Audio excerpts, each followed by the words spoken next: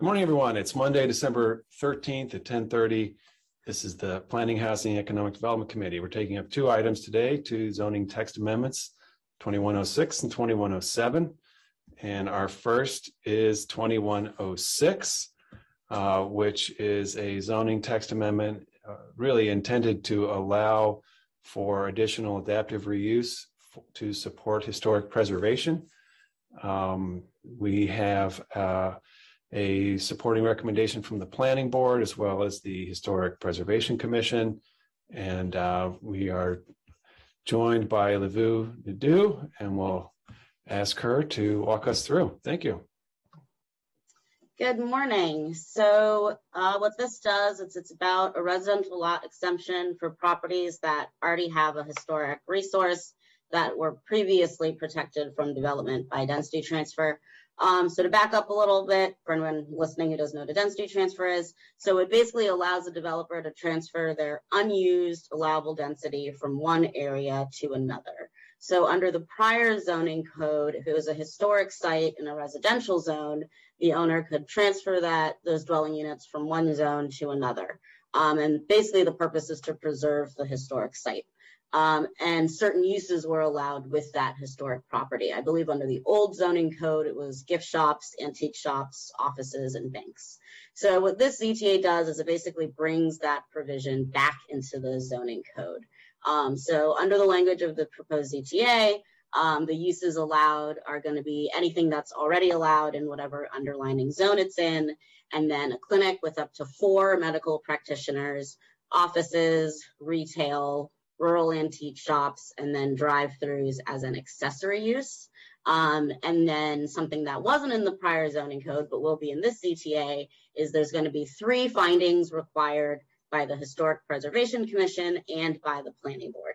So those 3 findings are that any modifications have to be consistent with protecting the historic resource. Any operational characteristics can't encroach on or destroy the historic nature and value of the site. And that the project must be recommended for approval by the HPC before it can be, prior to approval of the site plan by the Planning Board. As Chair Reamer said, we had 3 speakers in support at the public hearing, as well as a letter in support from the HPC. And exciting news, I think this is the first ZTA we have at Fed where we have the required RESJ impact statements. So we'll have those going forward. So OLF found that this would either sustain or exacerbate racial and social inequities. To break it down a little, they looked at all the data and it turned out that a lot of the historic preservation sites in the county are white owned. I think the numbers were like less than 0.25% were like African-American historical significant sites.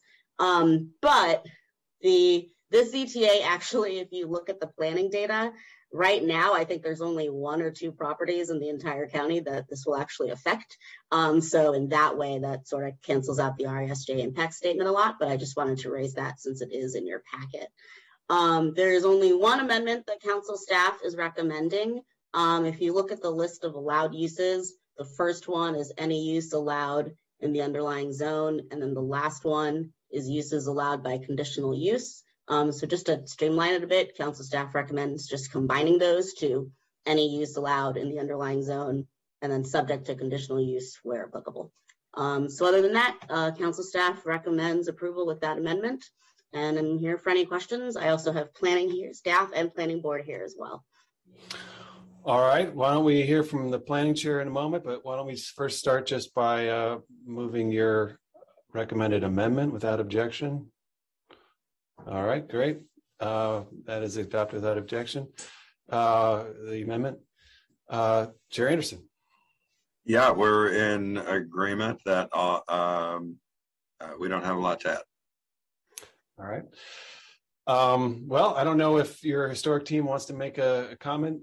I don't want to belabor this, but at the same time, it's interesting. And there is a notable example that is written up in the packet of the Magruder House and the desire by the property owner to continue to support that and make that property more successful and usable, and their need for some density transfer in order to achieve that goal. So, that's obviously a culturally relevant in many ways property. So in any event, maybe perhaps Ben or Jason might have something they want to say. All right.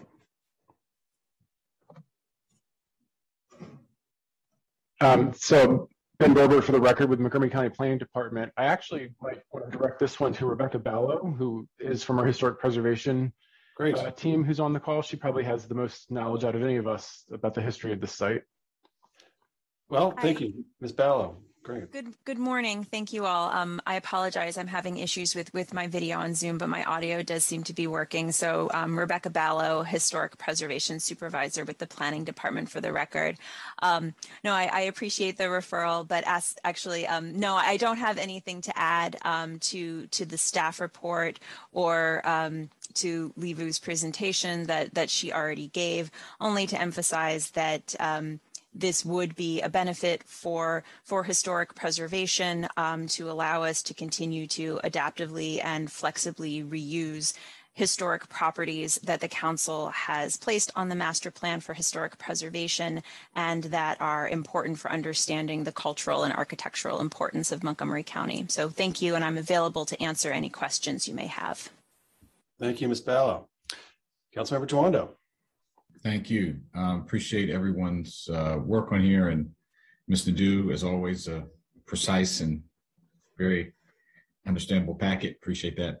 I think this is fine to move forward with generally. I'm glad that it's I want to point out that one of the many benefits of the racial equity and social justice statements is that they raise issues that may not otherwise be raised even if in this case it's very limited scope. I do think that similar to a lot of levers of power and government access and understanding systems and structures, everything from our, immersion programs in the school system to getting sites identified as historical properties. You have inequities that are baked in.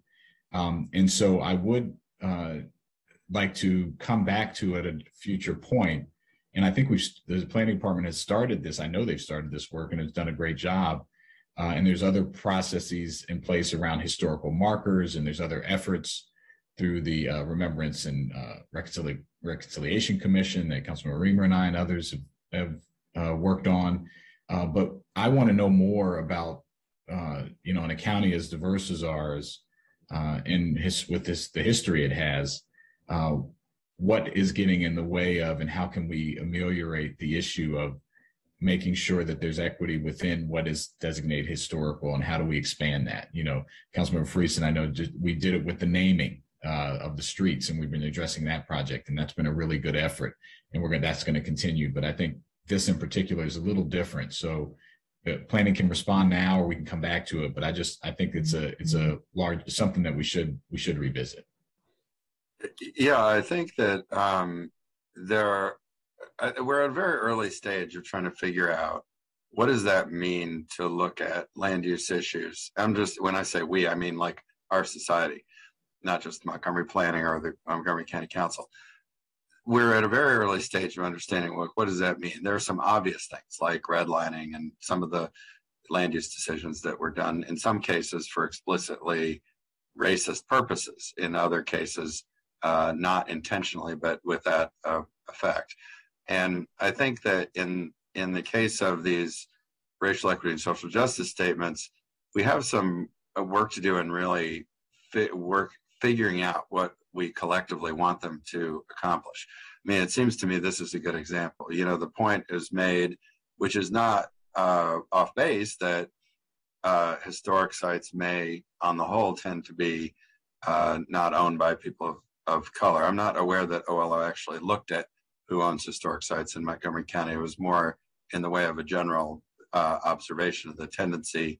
And there are certainly people who make the criticism that historic preservation as an enterprise tends to reinforce some of the issues with access to particular neighborhoods, because it tends to increase property values, which then may have, in some ways, perhaps an indirectly exclusionary effect on in economic terms, if not racial ones. But I think that it is a little bit maybe there needs to be some work at calibrating this process of making these racial equity and social justice debates, so there's a clear understanding, what does the council want out of them? Sure. And how can we work with them? So as opposed to having a big debate over the racial and socioeconomic implication of historic preservation generally in the context of a ZTA like this one that might affect like one property, how can we surface these issues without necessarily getting ourselves into the situation where we're having a debate over first principles every time we have a very incremental, minor change in the law? Which is not to say, I mean, I think what you're alluding to is it is useful to raise these issues even in the context of a very specific instance, but is that really where we want to have that debate, or is that really necessarily the best place to have that broader discussion? I think that we need to continue to think about how this process works and how the council can best take that input from OLO and from the planning department to shed light on these issues and do it in a way that is maximally useful and constructive for the broader goals that we're trying to achieve, some of which are related to racial and socioeconomic equity and some of which are not. No, I agree. And I think that's the point I was making. I know I've had conversations with Ms. Bello and others about the research that they're doing. I just think we should have a session at some point in the future. And you all should bring your thoughts about that. And we should bring our thoughts about our staff, about our racial equity staff, about what that means. What are the key buckets of things that we want to analyze, and how do we want to approach it? I agree. I think those questions are emerging and not fully clear. This brings up a specific example in the historic preservation context of, it's not surprise to me that the people who had used the process of historic preservation for probably many for really legitimate and great reasons tended to skew, to not include certain people. And that's in anything in our society. But I think the work is, okay, we know we have historical sites here, setting aside the question of when and why is historical preservation used and what is it as the land values. That's a good conversation too. But just there are historical sites here that should also be preserved of all communities. And how do we should analyze that. We should talk about it. And I think planning would take the lead on that, but it is a conversation we should have at the Fed committee, I think, at some point. So that I just wanted to raise that for my colleagues and for you all. Okay. So that's I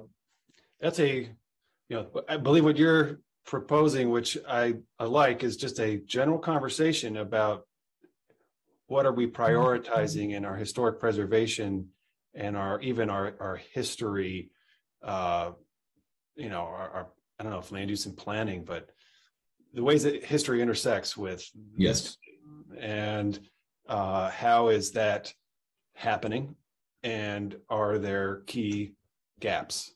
I would be very interested to do that. It's one of the reasons why I wanted to make sure that this committee got the historic preservation budget, so that we would be able to have the chance to make recommendations on funding for partners, nonprofits that do preservation, for example. Since we already have the Historic Preservation Office at planning, it's a natural place for that general topic to be.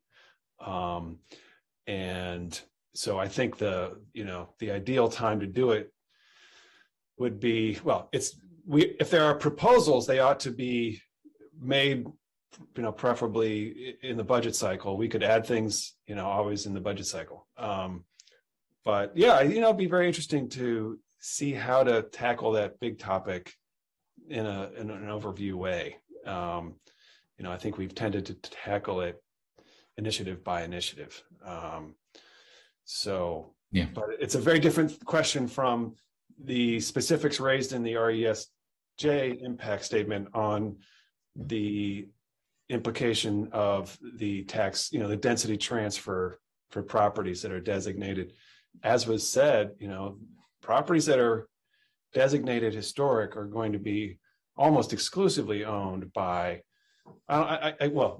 heavily owned by white homeowners. Or if they're commercial, I guess most likely white commercial property owners. And I do think there's some real issues with it. locking in housing in its form has impacts. And I think there's distributional issues with the tax benefits. And, I should say I'm in a property that is in an historic district and I'm able to take advantage of those tax benefits. But, I think there's some bigger questions about how this issue really impacts other goals that we have. I know taking that up in the context of environmental issues like solar. But yeah, I think it's a real question. Honestly, I do. It's a difficult one. But I think Rebecca might have wanted to jump in if that's okay. Sure. And then we can wrap it up and move on to the next one. And yeah, I'm sorry. I'm taking us down the existential debate hole here, but I think it's important to it's an important topic for the committee. Yeah. Absolutely. Thank you, Chair Anderson, and thank you, Councilmember Reamer. I would just add two things. Absolutely, this is an important conversation for us to have. And I know that the Historic Preservation Commission would want to engage the council and our department in that conversation. It's something that our office has recognized and has been, I think, working hard on this the last couple of years. As Chair Anderson mentioned, our segregation and redlining mapping project, which the council chose to fund for us this fiscal year that we are working on, will have some really interesting data sets and maps that we will be presenting out to you. I'd also like to point out that our office was the recipient of a grant from the Maryland Historical Trust specifically to study Asian American heritage and cultural sites within Montgomery County. We are working on that this year with a consultant just for Montgomery County, and we are also working on a statewide project to study, recognize, and designate sites that are important to the Asian American community in Montgomery County, and also partnering with the city of Baltimore on that. So we are aware of this, we're working on it, and I'm really looking forward to continuing this conversation within our department and with the council. So thank you. That's great. Thank you. Super. Okay. Great. Well, without any further ado, we have an amended CTA. All those in favor, show of hands. All right, that's unanimous. Great. Let's move to the next item. Ooh. So next up is ZTA 2107, which is density with moderately priced dwelling units. So this one, I will mention that we have attendees here from planning as well as from DHCA. And also there are a few amendments that council staff is recommending, but I will get to those towards the end. So as background, prior to 2018, if a project provided a minimum of 15% MPDUs, then the gross floor area of those was exempt from the FAR calculation. So if you had 100% MPDUs, you theoretically had unlimited density. A change was made in 2018 so that now, instead of being unlimited, you get about 110% increase in density. So what this CTA does is it finds what's really kind of a compromise between the two, in that you'll be allowed to go up to 2.5 FAR if you're providing 100% affordable units. So there was a public hearing and we had speakers testify in support. And we also got a letter from a developer whose project is in the pipeline to use the CTA, and then also a letter in opposition from OAG, the Office of Agriculture, expressing concern that this would de-emphasize the use of TDRs and BLTs. And then lastly, recommended approval from planning with an amendment to extend this past just MPDUs and clarify the language of it. Again, we have an RESJ impact statement, and it found that the ZTA could narrow racial and social inequities in the county by increasing the housing stock for low and moderate income households. They did have a couple of suggestions to make the impact a bit more favorable, which I will address as I go into the amendments. So the original language was that it would be for a government regulation that for at least 30 years, the average cost of the units meets 60% AMI. So there were questions about enforceability and exactly which programs this would include. So the first amendment that council staff is recommending after conversations with DHCA and planning is to just specifically say that this exemption will apply for residential density above 2.5 FAR if you're using either the MPDU program, which is in Chapter 25A of the County Code, or 9% LIHTC, which is a federal program that's administered by local agencies. And I have some information about the details of both of those programs if you want me to go into them. I also have DHCA staff here to answer any of those questions.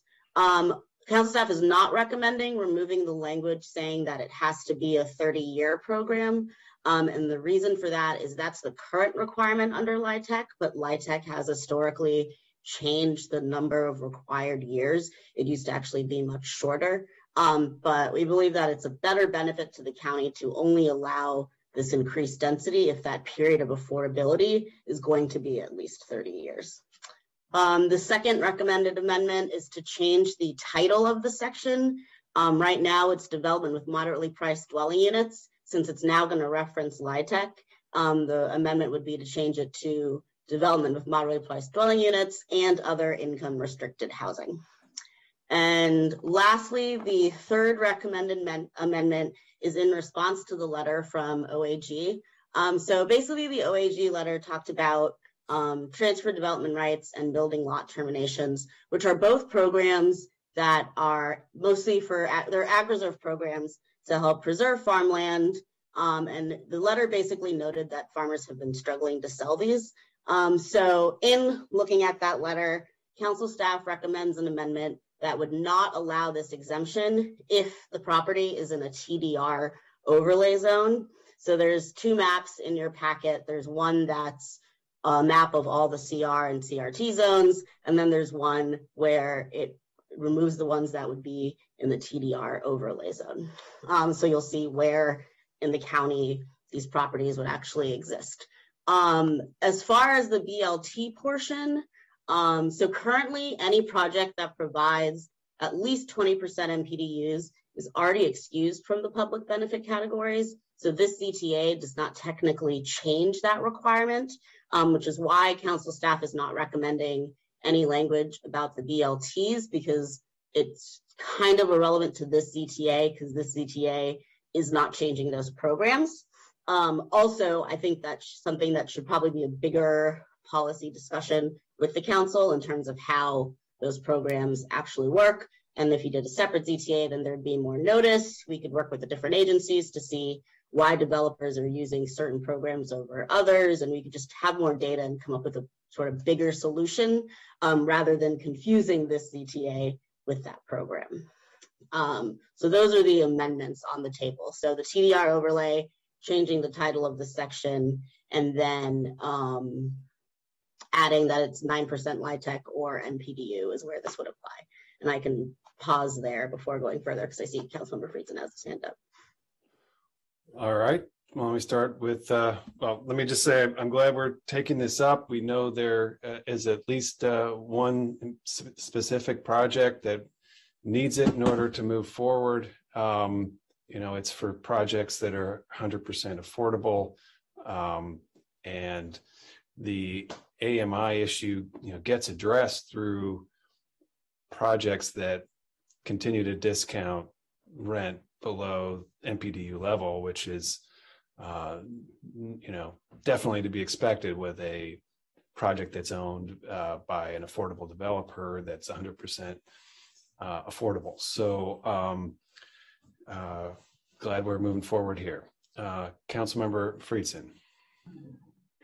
Yeah, appreciate it. First of all, thank you to the council staff. I think the amendments really do a good job of addressing the issues and concerns that were raised, and so I'm very pleased with that. I think the overarching goal of the ZTA here is a real positive one. I think perhaps we swung the pendulum a little bit too far, you know, as we sometimes do. When the MPDU bill was being addressed, 10% is not enough. Infinity is probably you know, too much, and so where in fact to fall you know, within that as an appropriate compromise from the standpoint of our public policy commitments to affordable housing is important. And so I think this bill, you know, or CTA rather, helps to accomplish that. I did want to raise, and I think you did a really nice job here. I was going to ask you to explain the issues related to BLTs versus TDRs. They are similar, but quite different and have different implications in the context of this conversation. I don't need to ask you that because you've already done it, so I just wanted to highlight that, and thank you for that explanation. I will reiterate that I have been asking for us to have the type of deep dive conversation into TDRs and BLTs, and this question for a couple of years. I really do think we have to do that and decide whether or not the system is working, and if it's not working, what appropriate tweaks we ought to make. I will note these are challenges, right? We have set up these mechanisms which have an intended purpose related to the agricultural reserve and the preservation of farming and agriculture in Montgomery County, an important public policy issue. And then we have significant affordable housing targets and goals, and a number of other priorities, park space, and a number of other public benefits. And I think that the purpose of this conversation, similar to the last one, frankly, there's an overarching issue that has been raised here that we ought to tackle. I don't think that, as council staff has noted, necessarily tackling it here makes sense, only because the 20% to 20 to 100% dynamic would exist regardless of what we end up doing here. But it is an overarching issue. It does come up in the context of this conversation. I do think it warrants a similar type of deep dive conversation into the overarching issues that I hope we can schedule in a timely manner to be able to address. But just wanted to note that, put another pin in the request for that conversation, which I do think is important, and also just say that I really appreciate the council staff amendments here, and appreciate the ZTA itself, and think that it strikes the appropriate balance to move forward with our affordable housing goals. All right, thank you. Okay, well, why don't we take up, we could hear comments from the planning board, and then we'll take up the amendments. Yeah, if I understand him correctly, I think I agree with what Councilmember Friedson said. I would say, to me, that suggests, and I don't want to put words in his mouth, that you should not adopt this amendment. I'm not sure where he was coming down on that. And the reason is because not just... Which amendment are you referring to? The one about the not allowing TDR. Yeah, just to clarify before we go down too far down the path, I mean, there's two different aspects here. There's the TDR amendment that council staff has put forward, which I personally think is reasonable. And I'm comfortable supporting. Then there's a broader question about BLTs, which is a much wider issue. Council staff does not have a recommendation to address that, and has suggested with respect to BLTs, because there's a benefits point dynamic in terms of public benefits, and any of these projects that are 100%, regardless of this zoning text amendment, would not have to do any other type of public benefit, because once you get to 20% affordable housing, you're in a category, whether you're at 25% or 99%, you're in the same category in terms of our policies. Having a debate of whether or not that is appropriate, or what the wider implications are, or of whether or not we should make tweaks separately to the BLT issue to be able to accomplish its goal, would be a whole nother policy conversation. And so the suggestion, which I think is the appropriate one, is that we have that separate conversation, which there have been discussions of the need for that separate and broader conversation for, since before the pandemic, that we have that, but not in the context of this bill. So I just wanted to separate those two issues out. I think that the maps are really helpful. I think there were questions as to what the implications of the council staff amendment on TDRs would be. I think if you look at the maps, I think it provides really important context to what the actual implications would be. I am personally comfortable with all of council staff's recommendations, but do think the broader issue of BLTs, which we've heard from the Office of Agriculture and some of the other stakeholders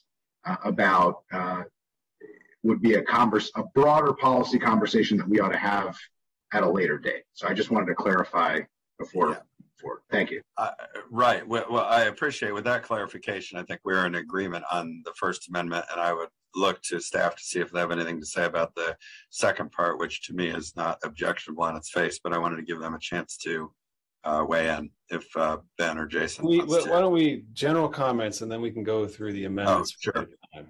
So did you have any general comments?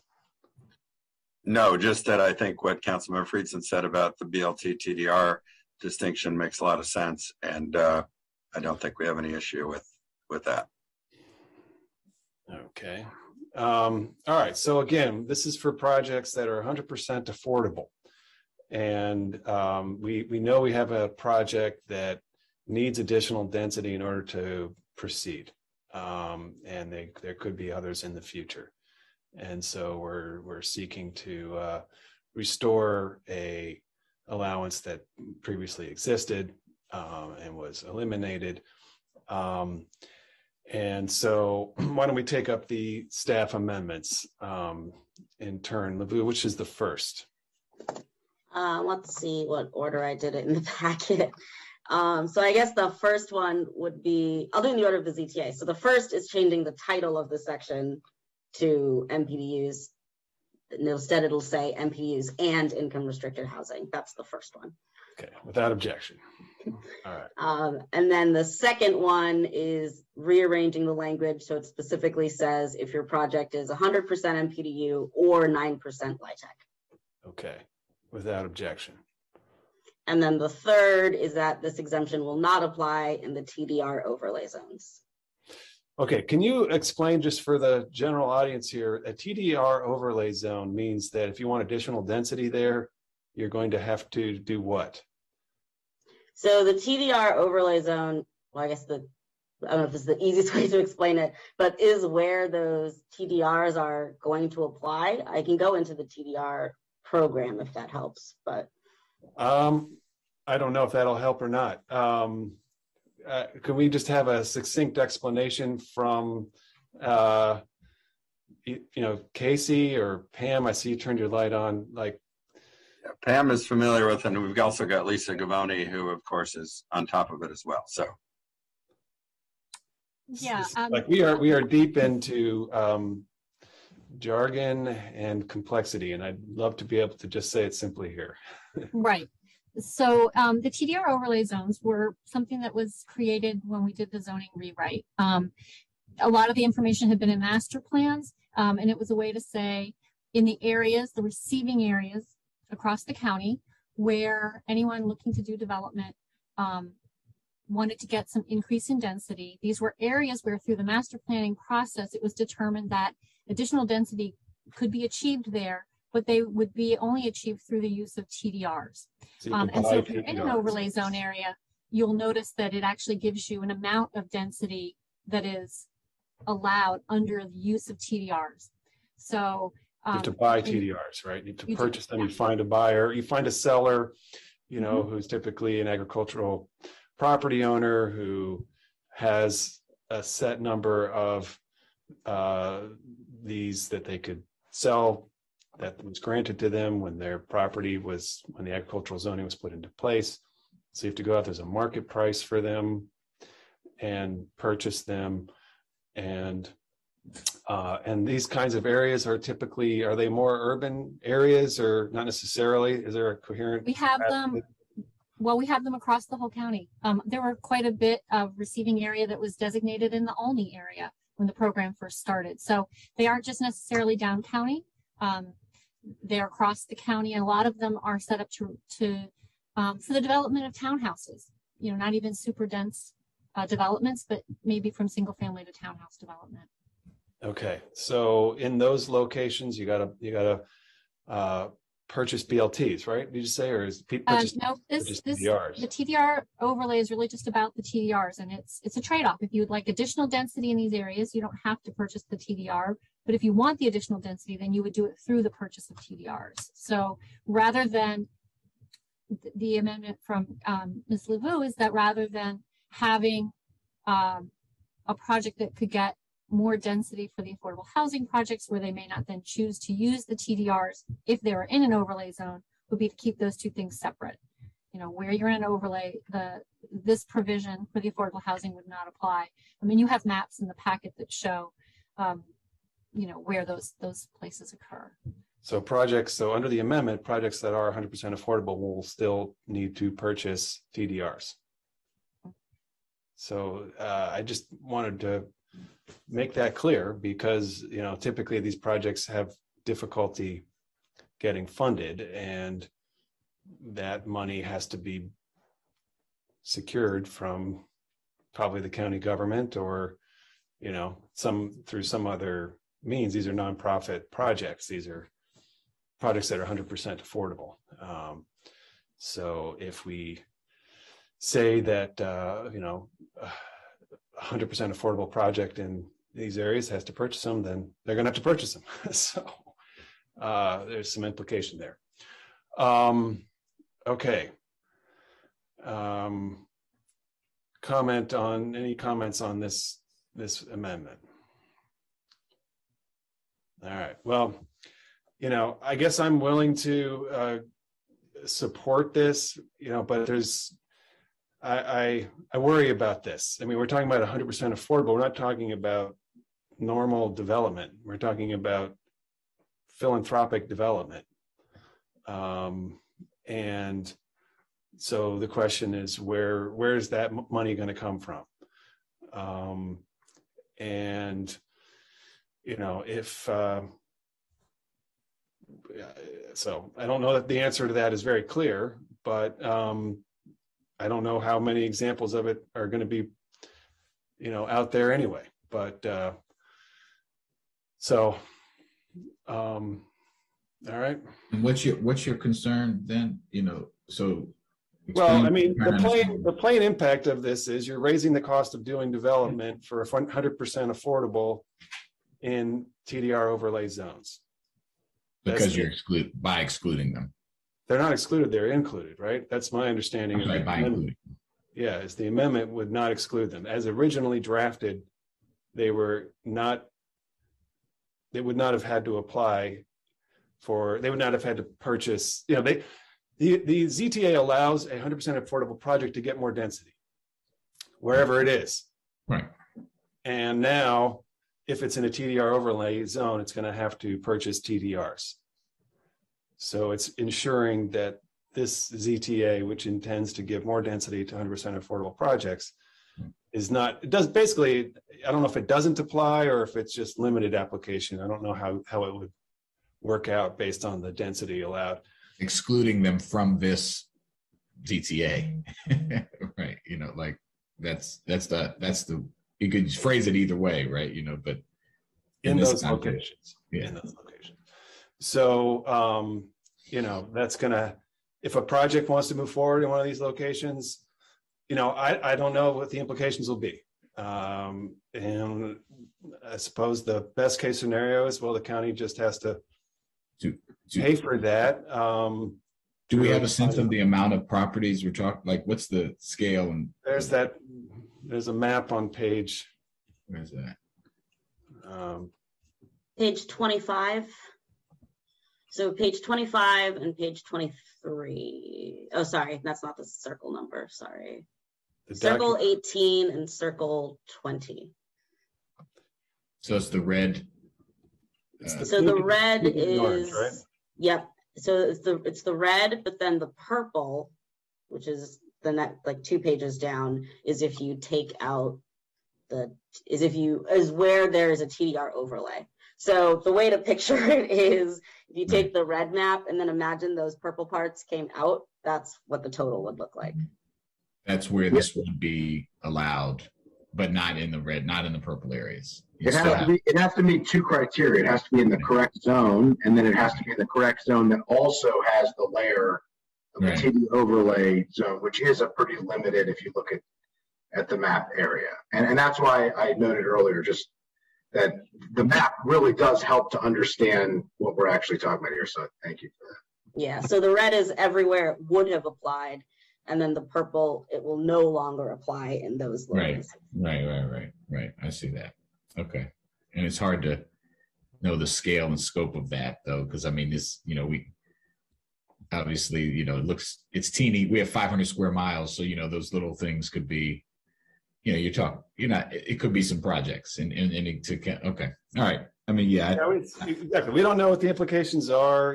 I think in this case, the project came to us because they didn't have a way to get the density in the first place. Right. Had they had the ability to get the density by purchasing TDRs, perhaps they would have just done that, and we would know, everything would have been fine. It's sort of a little unknowable. Okay. But it's uncomfortable to have a situation where there's a zero-sum game here between two objectives: affordable housing and agricultural preservation. And I think that generally it's not the best place for us to look for agricultural preservation funding from the affordable housing budget. Let's get it from the general budget or from private development that is profit making. I think that's the whole idea of the program in general. And we have taken steps to increase funding for preservation in our council budgets in the last couple of years. So we've been executing on steps to increase our support. So, this has some challenging dimensions to it. And, I hear the Ag Board's point that they are concerned about preservation. I just also concerned about affordable housing. It's not the ideal place to have to make the trade-off when there's plenty of other places, but okay. Yeah, I'm fine with it. All right. Okay, well, then we'll move that without objection. Okay. Any other amendments, LeVou? Nope, that was all the amendments.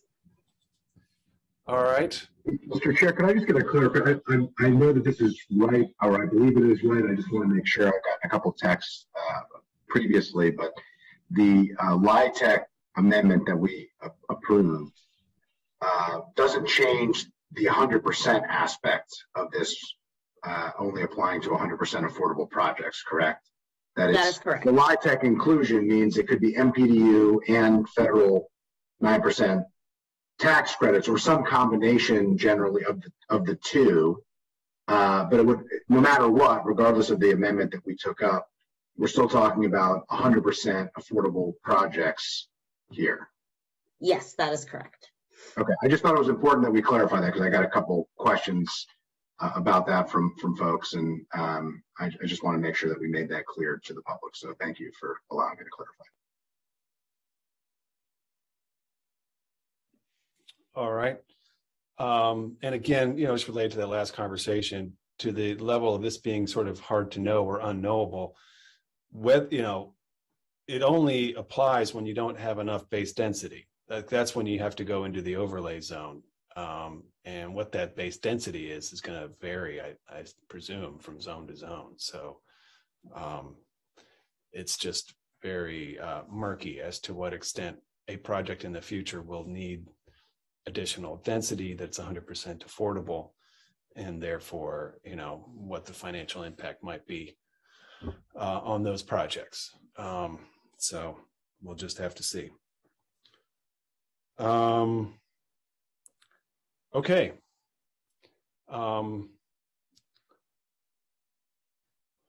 So is that all the amendments, LeVou? Mm-hmm. Okay. We have an amended ZTA. Show of hands. All those in favor? All right. That's unanimous. So I would love to be able to do a bigger conversation about TDRs and BLTs. So much has gotten impacted by the pandemic. A lot of topics just we have not been able to get to. But hopefully we could do that in the context of the budget this coming year.